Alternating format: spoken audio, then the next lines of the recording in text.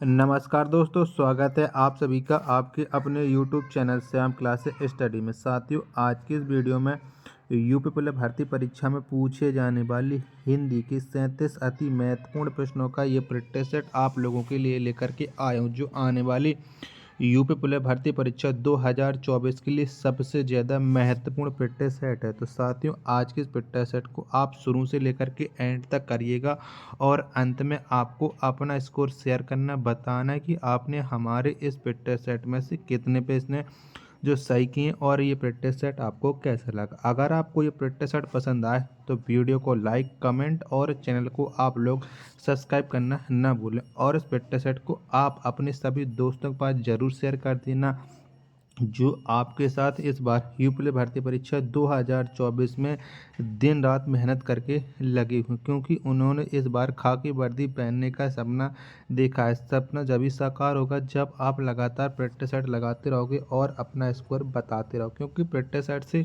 आप लोगों को पता चल पाता है कि आपकी तैयारी कैसी हुई है। बिना प्रैक्टिस सेट के आप किसी भी एग्ज़ाम को नहीं निकाल पाओगे, मैं अभी आपको बता दे रहा हूँ। तो प्रैक्टिस सेट पसंद आए तो वीडियो को आप लोग लाइक कर देना। चैनल को आप लोगों ने अभी तक सब्सक्राइब नहीं किया होगा तो चैनल को आप लोग जरूर सब्सक्राइब कर लेना और इस प्रैक्टिस सेट को आप अपने सभी दोस्तों के पास जरूर शेयर कर देना, जो आपके साथ सिलेक्शन लेने के लिए दिन रात मेहनत कर रहे हैं। तो चलिए फिर शुरू करते हैं। प्रश्न है आपके सामने 51 कि प्रार्थना पत्र के समापन में क्या लिखा जाता है। तो क्या लिखते हैं हम प्रार्थना पत्र के समापन में, ये आपको बताना है। तो क्या हो जाएगा, तो प्रार्थना पत्र के समापन में हम भवदीय लिखते हैं। तो 51 का जो आंसर होगा वो ऑप्शन संख्या बी इस प्रश्न का राइट आंसर हो जाएगा। चलिएगा, अगला प्रश्न है प्रश्न संख्या 52 है आपके सामने के भक्तिकालीन संत परंपरा के प्रसिद्ध कवि कौन थे। तो बताओ कौन थे। तो भक्तिकालीन संत परंपरा के जो प्रसिद्ध कवि थे वो थे कबीर। कौन थे? कबीर थे। तो 52 का जो आंसर होगा वो ऑप्शन संख्या ए इस प्रश्न का राइट आंसर हो जाएगा। प्रश्न संख्या 53 है आपके सामने की पावक और अग्नि शब्दों के मध्य क्या संबंध है। तो बताइएगा क्या संबंध है। जी, आपके सामने ऑप्शन भी आ चुके हैं, तो बताइएगा। तो इनके मध्य जो संबंध है ये हो जाएंगे पर्यायवाची। क्या हो जाएंगे? पर्यायवाची हो जाएंगे। तो 53 का जो आंसर होगा वो ऑप्शन संख्या डी इस प्रश्न का राइट आंसर हो जाएगा। प्रश्न संख्या 54 है आपके सामने कि शोक किस रस का स्थायी भाव है। तो किसका है स्थायी भाव? शोक। तो जो शोक है ये स्थायी भाव है करुण का। किसका है?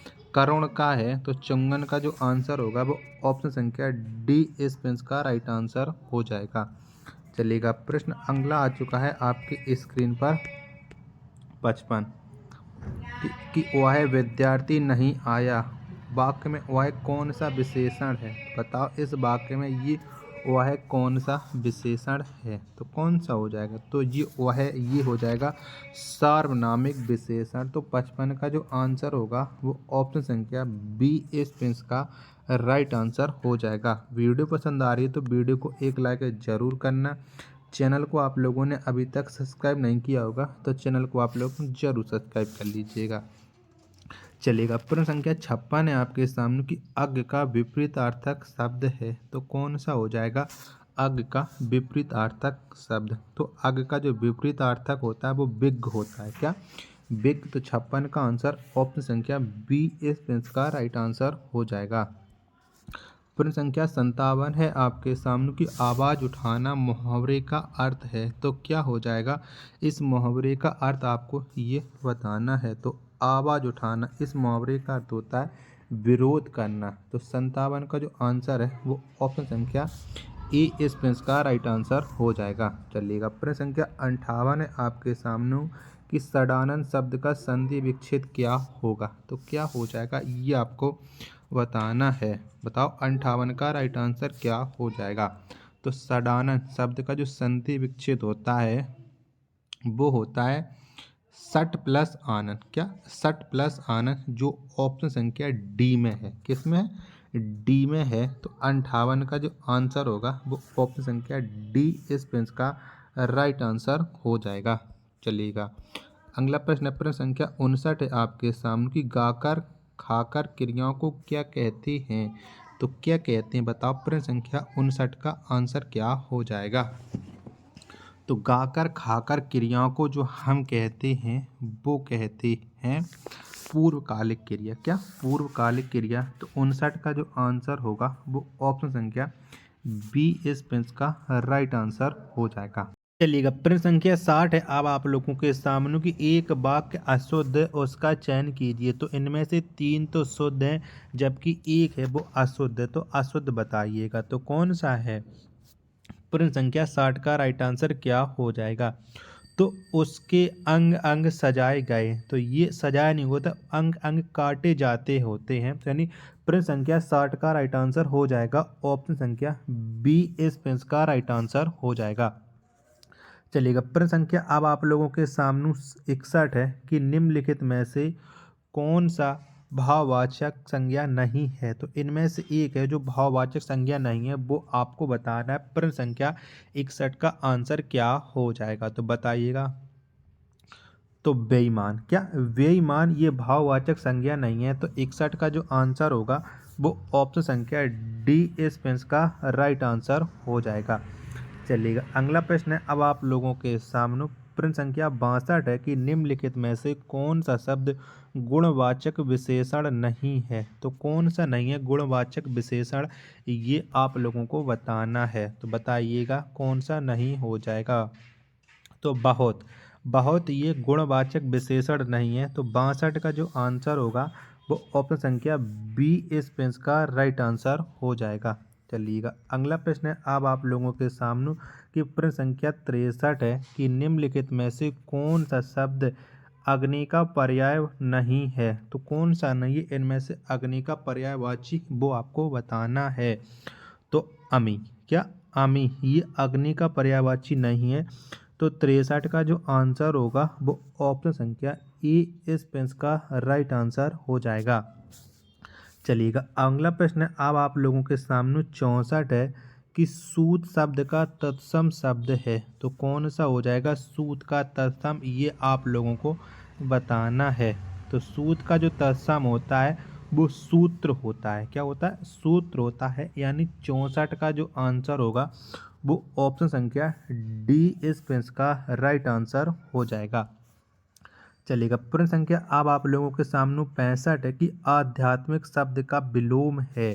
तो कौन सा हो जाएगा आध्यात्म का विलोम, ये आपको बताना है। प्रश्न संख्या 65 का राइट आंसर क्या हो जाएगा। तो आध्यात्मिक का विलोम होता है भौतिक। क्या होता है भौतिक होता है, तो 65 का जो आंसर होगा वो ऑप्शन संख्या ए इस प्रश्न का राइट आंसर हो जाएगा। चलिएगा अगला प्रश्न है प्रश्न संख्या 66 है अब आप लोगों के सामने की पुराण में एक प्रत्यय संयुक्त होकर शब्द बनता है, यानी पुराण में एक प्रत्यय लगाने से कौन सा शब्द बन जाता है, ये आपको बताना है। प्रश्न संख्या 66 का राइट आंसर क्या हो जाएगा। तो पुराण में एक प्रत्यय लगाने से पौराणिक बनता है। क्या बनता है पौराणिक, यानी 66 का जो आंसर होगा वो ऑप्शन संख्या बी इस प्रश्न का राइट आंसर हो जाएगा। चलिएगा अगला प्रश्न अब आपके सामने प्रश्न संख्या 67 है कि हाथ से हथियाना लात से लतियाना संज्ञा बनने वाली क्रिया को क्या कहते हैं। तो बताओ क्या कहते हैं। चारों ऑप्शन आप लोगों की स्क्रीन पर शो हो रहे हैं। बताओ प्रश्न संख्या इसका राइट आंसर क्या हो जाएगा 67 का। बताओ क्या हो जाएगा। तो ये बन जाती है नाम धातु। क्या नाम धातु क्रिया, यानी 67 का आंसर ऑप्शन संख्या ए इस प्रश्न का राइट आंसर हो जाएगा। चलिएगा अगला प्रश्न है अब आपके सामने प्रश्न संख्या 68 है कि मीट विशेषण से भाववाचक संज्ञा बनती है। तो कौन सी बनती है मीट विशेषण से भाववाचक संज्ञा, ये आपको बताना है। प्रश्न संख्या 68 का आंसर क्या हो जाएगा। तो मीठ से बनती है मिठास। क्या मीठ से मिठास, यानी 68 का आंसर ऑप्शन संख्या ए इस प्रश्न का राइट आंसर हो जाएगा। चलिएगा अगला प्रश्न है प्रश्न संख्या 69 है आप लोगों के सामने कि कोई आया है। अब वाक्य में कोई किस प्रकार का सर्वनाम है, तो ये कैसा सर्वनाम है, कोई आया है, तो ये है एक अनिश्चयवाचक सर्वनाम। कैसा है, अनिश्चयवाचक है, यानी 69 का आंसर ऑप्शन संख्या ए इस प्रश्न का राइट आंसर हो जाएगा। चलिए अगला प्रश्न आ गया, प्रश्न संख्या 70 है अब आपके सामने कि निम्न में से तत्पुरुष समास कौन सा है। बताओ कौन सा तत्पुरुष समास है। प्रश्न संख्या 70 का आंसर क्या हो जाएगा, बताओ क्या हो जाएगा। चलिएगा मैं आपको ऑप्शन दिखा दे रहा हूँ कि इनका ऑप्शन क्या हो जाएगा। तो पथभ्रष्ट, क्या पथभ्रष्ट में है तत्पुरुष समास, यानी जो 70 का राइट आंसर होगा वो ऑप्शन संख्या डी इस प्रश्न का राइट आंसर हो जाएगा। चलिएगा प्रश्न संख्या अब आपके सामने 71 है कि दुरुपयोग शब्द में किस उपसर्ग का प्रयोग हुआ है। तो बताओ कौन सा उपसर्ग लगा है दुरुपयोग में। तो दुरुपयोग में जो उपसर्ग लगा है वो दुर लगा है, क्या दुर, यानी 71 का जो आंसर होगा वो ऑप्शन संख्या डी इस प्रश्न का राइट आंसर हो जाएगा। चलिएगा प्रश्न संख्या अब आपके सामने 72 है कि धर्मावलंबी शब्द किस प्रकार निर्मित हुआ है। तो किस प्रकार से निर्मित हुआ है ये बताइएगा। चारों ऑप्शन आपकी स्क्रीन पर शो हो रहे हैं, बताइएगा प्रश्न संख्या 72 का राइट आंसर क्या हो जाएगा। तो ये निर्मित हुआ है धर्म प्लस अवलंब प्लस ई, यानी 72 का जो आंसर होगा वो ऑप्शन संख्या डी इस प्रश्न का राइट आंसर हो जाएगा। चलिएगा अगला प्रश्न है अब आप लोगों के सामने प्रश्न संख्या 73 है कि अन प्रत्यय से बनने वाला शब्द कौन सा है। तो बताओ इनमें से अन प्रत्यय लगाने से कौन सा शब्द बना है। प्रश्न संख्या 73 का आंसर क्या हो जाएगा, तो कौन सा लगा है। तो अन प्रत्यय लगाने से बना है लगान, क्या लगान। 73 का आंसर हो जाएगा ऑप्शन संख्या बी इस प्रश्न का राइट आंसर हो जाएगा। प्रश्न संख्या 74 है आपके सामने कि जिसकी लाठी उसकी भैंस में लाठी और भैंस संज्ञा है, शेष दोनों शब्द क्या हैं। बताओ क्या हैं दोनों शब्द। प्रश्न संख्या 74 का राइट आंसर क्या हो जाएगा। तो दोनों संज्ञा मतलब जो दोनों शब्द हैं वो सर्वनाम है, क्या है, दोनों शब्द हैं वो सर्वनाम है, यानी 74 का जो आंसर होगा वो ऑप्शन संख्या डी इस प्रश्न का राइट आंसर हो जाएगा। चलिए प्रश्न संख्या आपके सामने अब 75 आ गया है। बताओ प्रश्न संख्या 75 का आंसर क्या हो जाएगा कि लाल से निर्मित होता है लाली, तो काला से क्या होगा। तो काला से क्या बन जाएगा ये आपको बताना है। प्रश्न संख्या 75 का राइट आंसर क्या हो जाएगा। तो काला से कालिमा बन जाएगा, क्या काला से कालिमा। तो 75 का जो आंसर होगा वो ऑप्शन संख्या बी इस प्रश्न का राइट आंसर हो जाएगा। चलेगा प्रश्न संख्या 76 है आपके सामने कि रोना का सकर्मक रूप क्या होगा। तो कौन सा हो जाएगा रोना का सकर्मक रूप। चारों ऑप्शन आपकी स्क्रीन पर शो हो रहे हैं। तो रोना का जो सकर्मक रूप होगा वो रुलाना होता है, क्या होता है रुलाना, यानी जो 76 का आंसर होगा वो ऑप्शन संख्या बी इस प्रश्न का राइट आंसर हो जाएगा।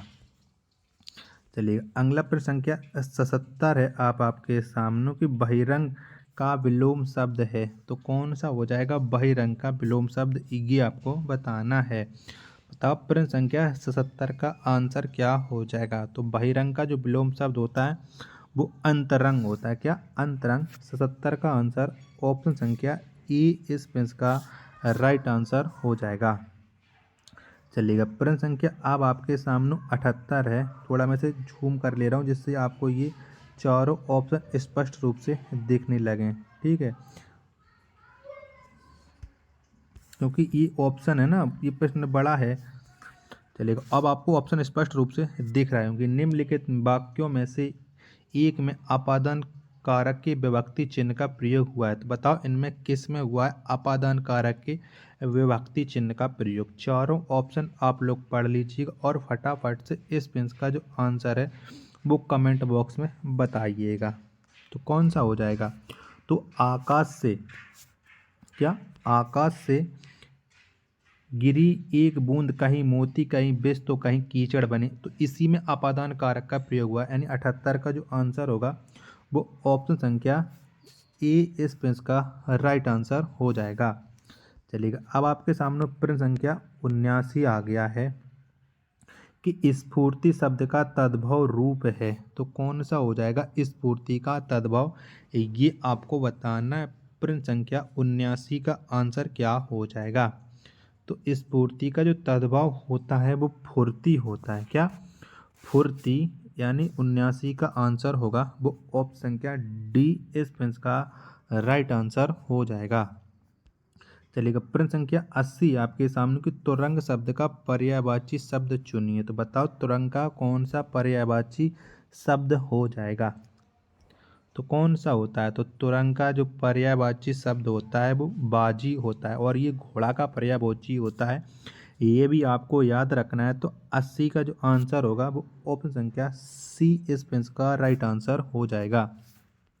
चलिएगा, प्रश्न संख्या 81 है आपके सामने कि निम्नलिखित शब्दों में एक स्त्रीलिंग शब्द है। तो बताओ इनमें से कौन सा शब्द है जो स्त्रीलिंग है। प्रश्न संख्या 81 का आंसर क्या हो जाएगा। अच्छा और अच्छी लगाने से आप लोग स्त्रीलिंग और पुल्लिंग का पता कर सकते हैं। तो अच्छी डोर ये एक स्त्रीलिंग शब्द है, यानी जो 81 का आंसर होगा वो ऑप्शन संख्या ए इस प्रश्न का राइट आंसर हो जाएगा।